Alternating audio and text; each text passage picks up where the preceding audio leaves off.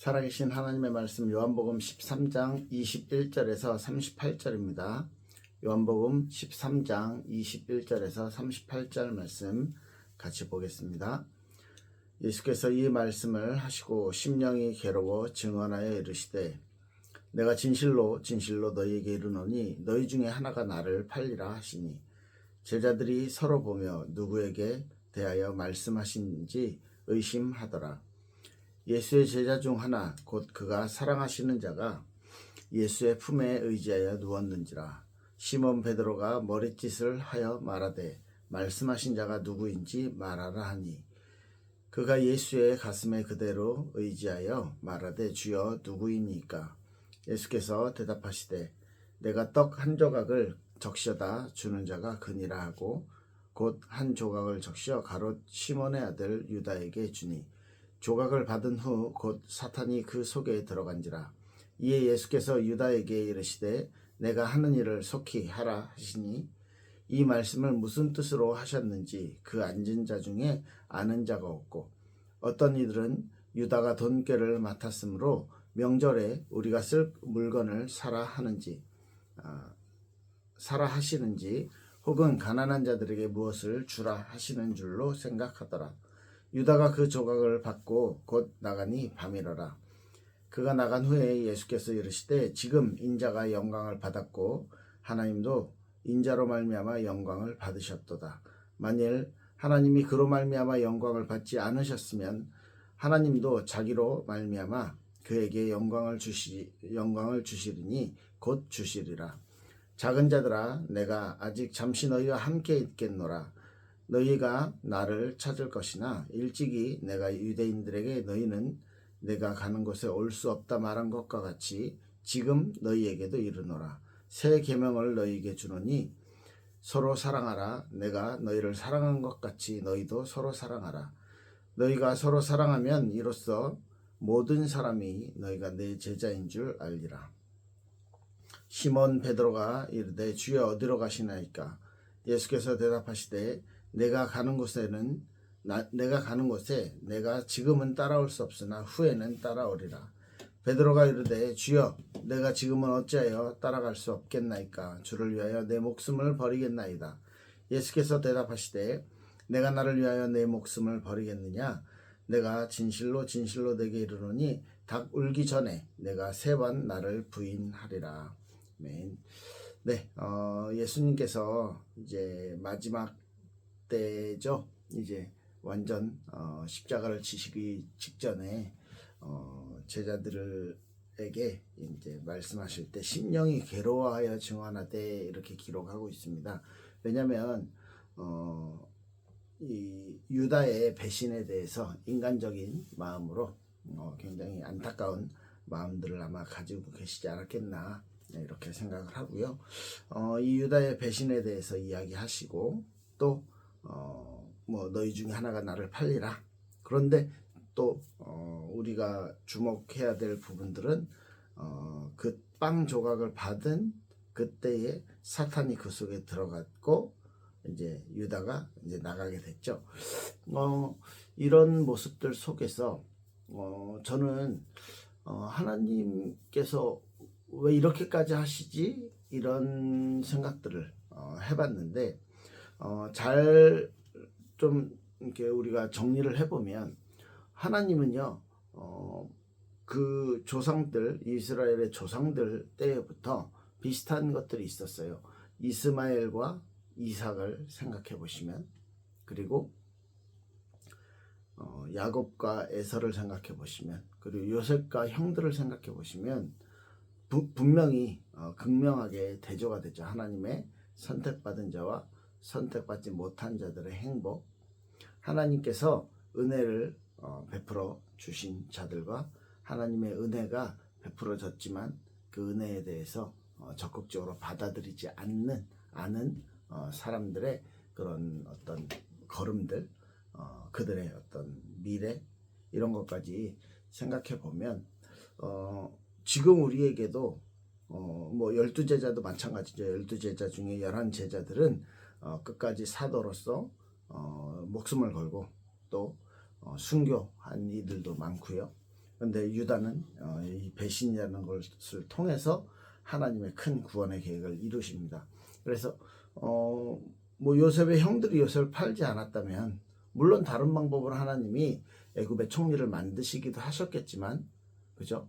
또 에서와 야곱 간의 그런 갈등 관계가 생기지 않았더라면 야곱이 라반의 집에 가서 그 수많은 재산, 수많은 양과 소를 가지고 돌아올 수도 없지 않았겠나. 뭐 이제 우리가 뭐 그 개인으로 생각했을 땐 하나님의 언약의 흐름 가운데 하나님의 그런 믿음의 흐름 가운데 들어오지 못한 상태에 대해서 개인적으로는 뭐 안타깝고 뭐라고 해야 되는가, 그 개인에게 있어서는 슬픈 일일 수 있겠지만 하나님의 큰 구원의 계획과 하나님의 역사를 이루어가는 과정 가운데선 그들의 쓰임도 분명히 있는 것이죠. 그래서 가룟 유다에게 대해서도 예수를 팔 마음이 계속 그 중간에 있었다 이렇게 표현을 했죠. 이제 몇 번 그런 내용들이 있었죠. 그러면서 이번에 확실하게 예수님이 떡을 적셔 주고 이것을 명확하게 나를 팔 것이다. 그래서 그 사람이 누굽니까? 내가 빵을 적셔다 주는 자다. 이렇게 이야기하시고 빵을 주셨을 때, 그걸 받았을 때 그 속에 사탄이 들어간지라 이렇게 표현을 하고 있습니다. 유다의 배반은 저는 이렇게 해석을 합니다. 두 가지 부분을 꼭 같이 봐야. 유다가 나쁜 놈이다. 여기서 끝나는 것이 아니라요. 하나님의 큰 구원의 계획과 구원 사역을 이루어가는 과정 중에 유다의 죄가 예수님이 십자가를 지시는 데에 사용되었다. 그죠? 이건 하나님의 주권이기 때문에 그렇지만 유다의 책임에 대해서 그 유다가 개인이 선택한 개인의 어떤 죄성이죠. 돈을 받고 예수님을 팔았다라는 부분, 그런 뭐 그 전에 우리 봤었던 것에서 돈깨를 맡고 있었기 때문에 계산이 굉장히 밝은 사람이기 때문에 이 사람이 그 돈깨에서 자기가 이렇게 착복하고 이런 것들도 있었잖아요. 이렇듯이 마음의 죄, 인간의 어떤 죄성, 인간이 스스로가 가지고 스스로가 저지른 죄에 대해서 물론 자범죄에 대한 우리 인간들이 살면서 짓는 모든 죄에 대한 그 근원이 원죄에 있는 거고요. 그 원죄가 우리의 마음에, 그리고 어떤 죄의 원인, 죄의 시작에 대해서 지금 그 부분에 대해서만큼은 인간이 스스로에게 책임이 있다라는 것. 그래서 뭐 예를 들면 수도관이 이렇게 굉장히 더러워졌어. 녹이 많이 쓸었어. 그러면 틀었을 때 누런 물이 나오게 됩니다. 뭐 그 녹이 같이 나오게 되고 물을 받았을 때 철가루, 녹가루가 같이 나오게 되죠. 이 관은 쓸 수가 없는 거예요. 그래서 인간이 죄로, 원죄로 이미 더러워졌고 인간이 이미 타락된 상태에서의 모습이 계속해서 이 삶을 살아가는 모든 과정 가운데서 그 죄의 영향 아래 있게 되는 것이죠. 그거에 대해서는 인간이 스스로 죽음이라는 책임을 질 수밖에 없다. 예, 구원받지 않으면 예수님의 하나님의 은혜가 임해서 구원의 축복, 복음의 축복을 받아들이지 않으면 그렇게 될 수밖에 없다. 심지어 오늘 본문에 보면 그러면 유다는 지옥 가도록 만들어 놓은 저주받은 사람입니까? 라고 말씀하셨을 때 그렇지 않아요. 유다에겐 기회가 얼마나 많았는데 3년 동안 예수님을 같이 따라다녔고 3년 동안 예수님의 말씀을 들었고 3년 동안 가장 가까이서 예수님하고 이 돈을 어떻게 써야 됩니까? 가난한 자들을 위해서, 과부와 고아들을 위해서 사용해 왔던 그 예수님의 마음과 예수님의 삶을 가장 잘 아는 유다였는데 그 유다에게 예수님을 배반하고자 하는 마음이 계속 생겨왔다는 건 유다는 결국은 자기 욕심, 그걸 선택했다는 거예요. 그런데 그 위에서 하나님의 절대 주권은 그 유다의 그 욕심과 유다의 죄를 사용해서 하나님이 예수님의 십자가 사건을 이루어가는 과정을 만드셨다. 그렇기 때문에 핑계할 수 없는 거죠. 그죠? 인간의 책임, 그 죄에 대한 그 결과에 대해서만큼은 회피할 수 없는 것입니다. 여기서 또 좀 극명하게 대조되는 또 한 명의 인물이 나옵니다. 베드로가. 베드로는요, 너는 내가 지금 가는 곳에 너희는 따라올 수 없다. 그런데 후에는 오리라. 너희가 복음을 전하다가 나중엔 죽으면 순교하면 그때 오게 될 것이다. 유대인들한테는, 바리새인들한테는 뭐라고 했어요? 너희는 올 수 없다 해서 끝났어. 그런데 베드로한테는 지금 말해, 지금은 따라올 수 없으나 후에는 따라오리라.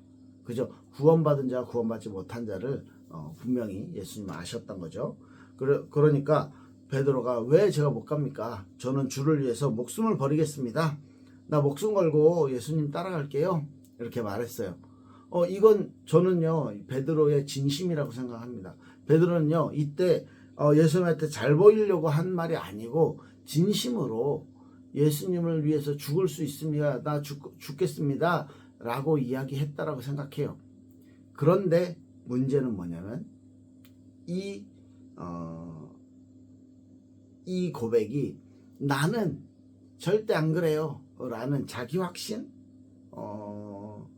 뭐라고 해야 돼요? 내 열심, 뭐 이런 부분. 그래서 내 힘으로 뭔가를 당신을 위해서, 주를 위해서 뭔가를 하면서 살겠습니다 라는 고백이 되어진 거죠. 그렇기 때문에 어떤 우리가 신앙생활을 해나가는데 내가 이렇게 신앙생활 하겠습니다, 다 지킬 수 있는 사람들 거의 없잖아요. 못 보셨잖아요. 그죠? 물론 최대한 내 삶에서, 내 인생에서 이렇게 헌신하는 분들도 있습니다. 그들의 어떤 마음과 어떤 믿음을 가지고 그런 삶을 살고 있는지 말씀에 근거하고 정말로 내 삶을 그리스도께 의지하는 삶을 살고 있는 것이겠죠. 예수님이 그렇게 확신해서 나 주를 위해서 목숨을 버리겠습니다 라고 말하는 베드로에게 말합니다. 너 다 굴기 전에 네가 나를 3번 부인하게 될 거야 라고. 이때는 베드로는 아닙니다, 절대 안 그래요 라고 대답을 했겠죠, 당연히. 그런데 예수님은 이제 알고 있었어. 근데 그 뒤에 뭐 별다른 말씀이 없으세요. 그리고 이제는 이 일 때문에 이제 예수님께서 그 십자가를 지시는 일 때문에 이젠 내가 영광을 받았고 아버지께서 또 영광을 받게 되고 이런 말씀들을 하시죠.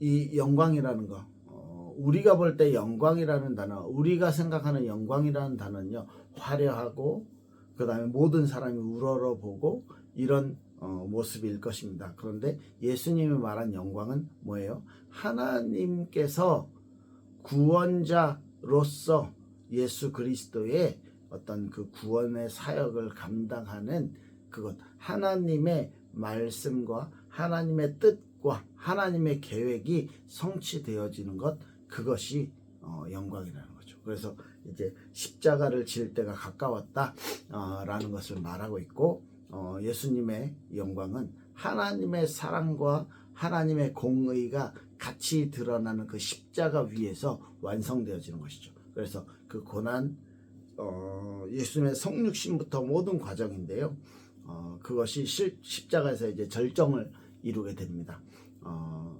이 십자가에서는요, 하나님의 사랑이 그리스도의 죽음을 통해서 우리에게 드러나요.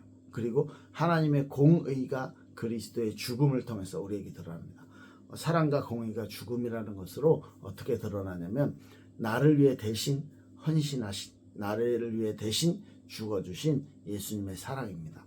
그리고요, 죄 때문에 죽을 수밖에 없는 인간인 우리들을 살리기 위해서 누군가가 그 죄의 대가를 반드시 치러야 돼요. 하나님이요, 딱 한 번만 용서해 줄 테니까 너네 앞으로 똑바로 살아. 엄청 무섭게 막 이렇게 우리에게 협박 비슷하게 하시면서 할 수도 있잖아요. 그건 근데 하나님의 공의가, 하나님의 정의가 성취되고 이루어지지 않는 방법인 거죠. 그래서 누군가는 죄에 대한 대가를 치러야 한다는 것입니다.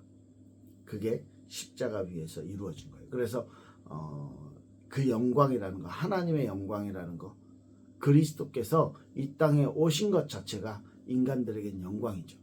그리스도의 말씀을 직접 들을 수 있었던 것 자체가 영광이죠.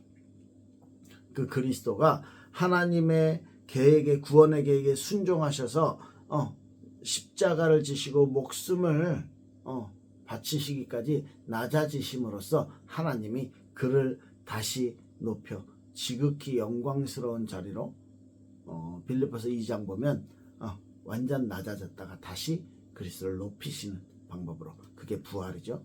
부활의 방법으로 하나님께서 이 구원의 계획을 통해 완전한 영광을 받으셨다. 그래서 예수님이 말해요. 내가 아직 잠시 너희와 함께 있겠노라. 십자가 지시기 전까지죠. 진짜 얼마 안 남았어요. 그러면서 내가 새 계명을 준다. 뭐라고요? 서로 사랑해라. 어떻게 사랑해라? 내가 너희를 사랑한 것 같이 너희도 서로 사랑해라. 예수님의 사랑은요, 우리를 위해 이 하나님이신 분이 이 땅에 오시는 것 자체가 아마 진짜 세상의 어떤 존재도 이렇게까지는 하진 않을 거예요. 낮은 존재들이 높은 존재를 위해 헌신하는 것이지, 높은 존재가 낮은 존재들을 위해 헌신하고, 그냥 헌신 정도가 아니죠. 죽기까지 순종하시는 자리까지 계시는 것은, 이거는 거의 있을 수 없는 일입니다. 어디에서도 찾아볼 수 없는 거예요. 그런 하나님의 사랑, 예수님의 사랑, 내가 너희를 사랑한 것 같이, 목숨 바쳐 사랑한 것 같이 너희도 서로 사랑해라. 우리 지난주에 봤잖아요. 발을 씻어주는 거. 주와 선생이 돼서도 이스라엘 문화에서는, 유대인들 문화에서는 그건 있을 수 없는 일이에요. 일반적인 종들 중에도 세 정도는 꺼려 한다니까요. 왜? 가장 비천한 존재들이 하는 일이라고 생각하기 때문에. 그런데 제자들의 발을, 심지어 가룟 유다의 발까지, 그죠? 씻어주신 그 예수. 내가 너희를 사랑한 것처럼 너희도 서로 사랑해라. 하나님을 사랑한다면, 하나님의 사랑을 받았다면, 그리스도의 구원의 은혜를 받았다면 그 사랑을 전하고 그 사랑을 알리는 그런 삶을 살아라. 35절에 이렇게 말합니다. 너희가 서로 사랑하면 모든 사람이 너희가 내 제자인 줄 알리라. 뭐예요? 사랑하는 것이, 사랑하면서 사는 것이 구원의 조건이겠습니까? 아니죠. 사랑이라는 것은 내가 받은 사랑을 이렇게 사랑이 전해지는 겁니다.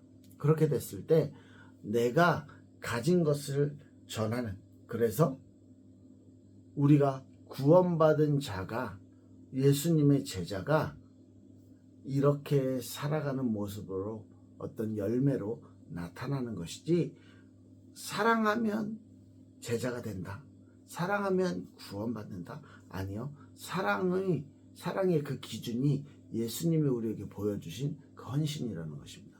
그것을 가지고 우리도 그 예수님을 닮아가는 삶들을, 예수님의 사랑을 받았고 사랑을 배웠고 서로 그 배운 것 가지고 서로 사랑하면서 살고, 그리고요 세상에도, 그냥 우리 크리스찬들끼리도 맞고요, 당연하고요, 세상에도 이 사랑이 전해졌을 때 불신자들도 저 사람들이 그리스도의 제자구나, 그리스도인들이구나, 크리스찬들은 뭔가 다르구나 라는 것을 보고 알게 된다는 거죠. 이게 증거고 이게 전도라는 것입니다. 제자의 조건이 아니라 제자의 모습이겠죠. 제자의 삶에 나타나는 어떤 드러나는 열매겠죠.